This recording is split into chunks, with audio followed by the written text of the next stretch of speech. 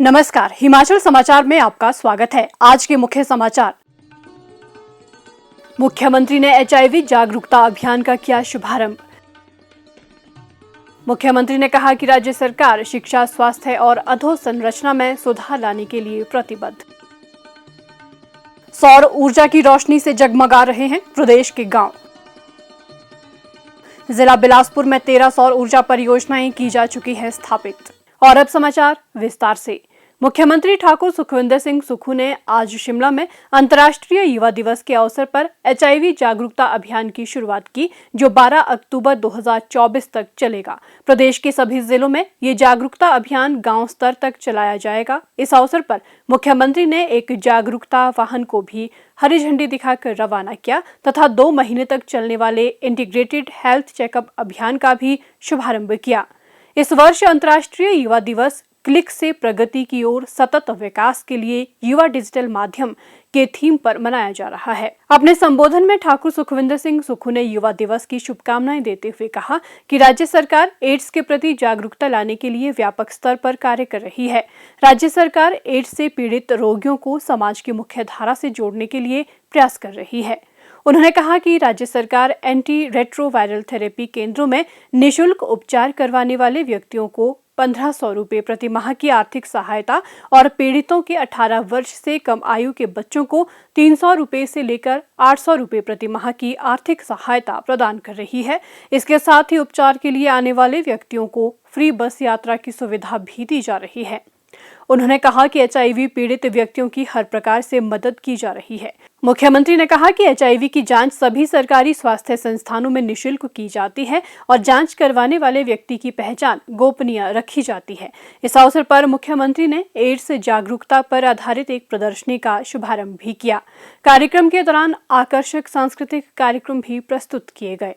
मुख्यमंत्री ने प्रदेश में कैंसर के बढ़ते मामलों पर भी चिंता व्यक्त करते हुए कहा कि इसके अध्ययन के लिए राज्य सरकार ने आईसीएमआर से संपर्क किया है। उन्होंने कहा कि प्रदेश सरकार सरकारी अस्पतालों में कैंसर के मरीजों को उनके उपचार के लिए 42 दवाइयां मुफ्त प्रदान कर रही है।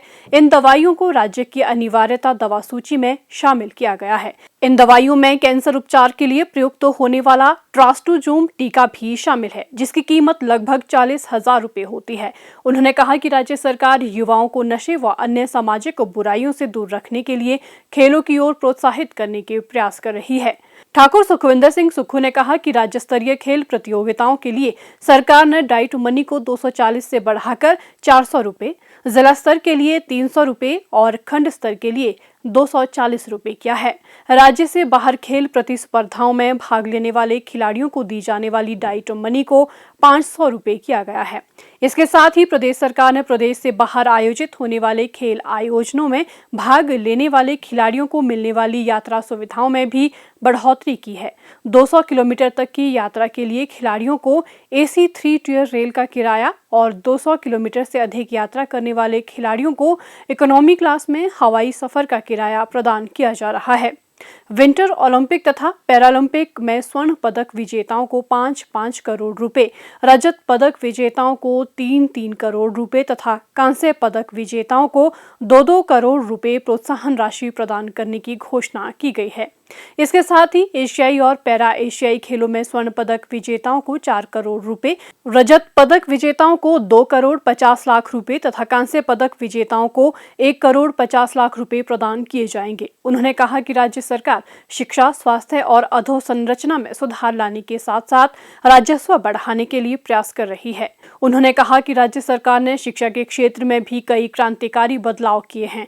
हर विधानसभा क्षेत्र में चरणबद्ध तरीके से Rajiv Gandhi day boarding school खोले जा रहे हैं। प्रदेश के 850 शिक्षण संस्थानों को इंस्टीट्यूट ऑफ एक्सीलेंस के रूप में विकसित किया जा रहा है, जहां पर smart classroom, audio video visual teaching जैसी सुविधाएं होगी। मुख्यमंत्री ने कहा, आज युवा दिवस है और युवा दिवस में जब मैं खुद छात्र संगठन का अध्यक्ष था, उसमें राजीव गांधी जी देश के प्रधानमंत्री थे। पहले वोट देने का अधिकार 21 साल का हुआ करता था।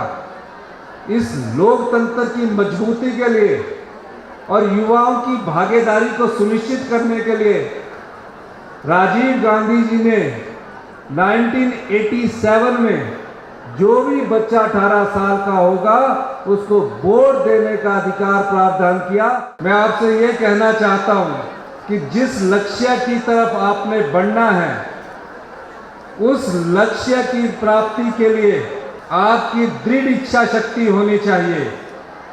आपका काम करने का तरीका मेहनत से जुड़ा होना चाहिए और जो लोग मेहनत करते हैं और लक्ष्य को तय करके आगे बढ़ते हैं, सफलता एक दिन उनके पहुंच छूती है। भविष्य का हिमाचल क्या होगा, भविष्य की युवा पीढ़ी को क्या देकर हम जाएंगे और भविष्य की युवा पीढ़ी हिमाचल के बारे में क्या समझती है, क्या सोचती है, इस दृष्टि से हमें अमूलचूल शिक्षा के क्षेत्र में भी परिवर्तन करने की जरूरत है। मैं दावे के साथ कह सकता हूं कि हमारी जो अर्थव्यवस्था है उसमें बहुत तेजी से सुधार हो रहा है। दिन प्रतिदिन हम नए नए फैसले कर रहे हैं, चाहे शिक्षा के क्षेत्र में हो, चाहे हेल्थ के क्षेत्र में हो, चाहे इंफ्रास्ट्रक्चर के क्षेत्र में हो, चाहे हिमाचल प्रदेश को किन क्षेत्रों से आय हो सकती है, किन क्षेत्रों से राजस्व को बढ़ाया जा सकता है, उसको हमने इंगित किया है।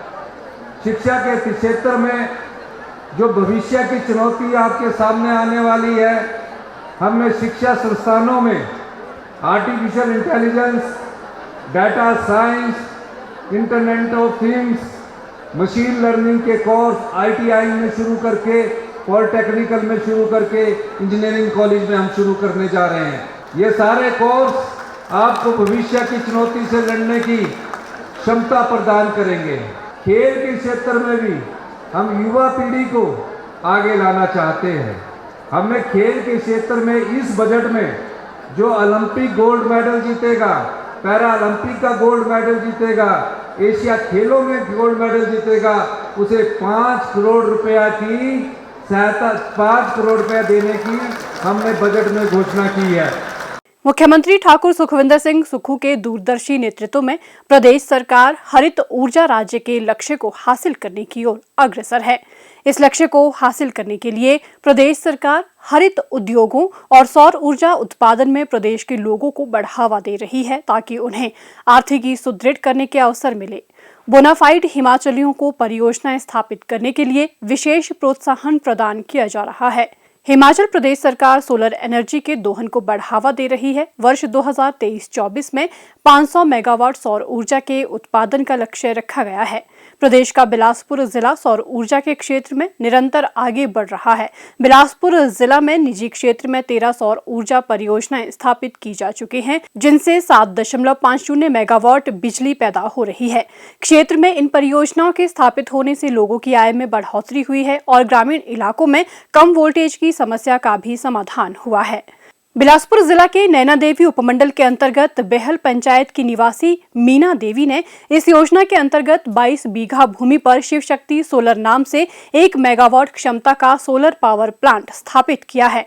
4 करोड़ रुपए से ये परियोजना तैयार की गई है। इस परियोजना में प्रतिदिन 5000 यूनिट बिजली पैदा हो रही है और प्रदेश सरकार 3 रुपए 75 पैसे के हिसाब से प्रति यूनिट बिजली की खरीदारी कर रही है। मैंने सोलर 1 मेगावाट का सोलर प्लांट लगाया हुआ है, जिसमें कि मेरी अपनी ज़मीन है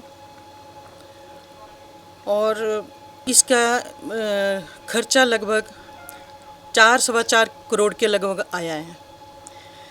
इसमें मैंने 3 स्थानीय बच्चों को रोज़गार भी दिया है और ये बहुत अच्छी योजना है और इसमें माननीय श्री सुखविंदर सिंह सुक्खू जी का मैं बहुत बहुत आभार व्यक्त करती हूँ, बहुत बहुत धन्यवाद करती हूँ कि जिन्होंने हिमाचल में इतनी अच्छी स्कीम चलाई। इस परियोजना के माध्यम से हर दिन 18,000 रुपए के करीब आय हो रही है और 3 युवाओं को स्थायी रोजगार मिला है।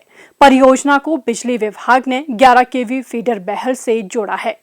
सरकार इन सौर ऊर्जा परियोजनाओं से पैदा होने वाली बिजली की 25 साल तक खरीद करेगी ताकि युवाओं के लिए एक स्थिर आय का स्रोत सुनिश्चित किया जा सके। हिमाचल को आत्मनिर्भर और हरित ऊर्जा राज्य के रूप में स्थापित करने की इस विकास यात्रा में प्रदेश का हर व्यक्ति अपना योगदान सुनिश्चित कर रहा है और मुख्यमंत्री ठाकुर सुखविंदर सिंह सुक्खू के कुशल मार्गदर्शन और प्रदेश के लोगों की मेहनत के बल पर प्रदेश शीघ्र ही इस लक्ष्य को हासिल करेगा। हिमाचल समाचार देखने के लिए सब्सक्राइब करें यूट्यूब चैनल हिमाचल समाचार, लाइक करें Facebook page information and public relations department Himachal Pradesh और सीएमओ हिमाचल, फॉलो करें @DPRHP और सीएमओ हिमाचल, फॉलो करें इंस्टाग्राम @DIPR हिमाचल और सीएमओ हिमाचल, विजिट करें वेबसाइट www.himachalpr.gov.in। इस अंक में इतना ही, कल फिर होगी मुलाकात, दीजिए इजाजत, नमस्कार।